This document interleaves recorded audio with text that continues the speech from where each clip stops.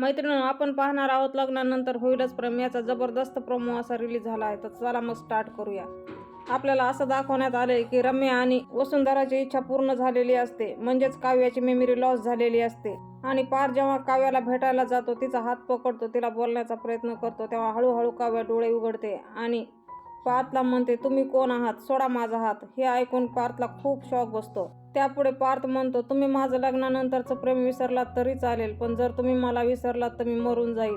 आणि हे ऐकून काव्याला थोडं काहीतरी स्ट्राईक होतं आणि तिला थोडं थोडं आठवायला लागतं. त्यानंतर 2 दिवसांनी डॉक्टर काव्याला डिस्चार्ज देतात आणि पार्थ काव्याला म्हणतो, मी तुम्हाला तुमच्या भूतकाळासकट स्वीकारले. आता जिथे तुम्ही तिथे मी. त्यावर नंदिनी म्हणते, आता तुम्ही काय काव्यासोबत गेस्ट रूम मध्ये राहणार का? त्यावर पार्थ म्हणतो, मी त्यांना माझ्यासोबत घेऊन जाणार. गेस्ट रूम मधून काव्य अर्थ रूम मध्ये. हे ऐकून आनंदाने जीवा खूप जोरात शिट्टी वाजवतो आणि पार्थ काव्याला उचलून हॉस्पिटल बाहेर घेऊन जातो. आणि हे 12 ते 13 फेब्रुवारी रोजी पाहायला भेटणार आहे. तेव्हा कोणीही मिस करू नका. असेच नवनवीन आणि फुल अपडेटसाठी आजच आपलं चॅनल सबस्क्राईब करा, बेल आयकॉन प्रेस करायला विसरू नका. व्हिडिओ आवडला असेल तर एखादं लाईक नक्कीच करा.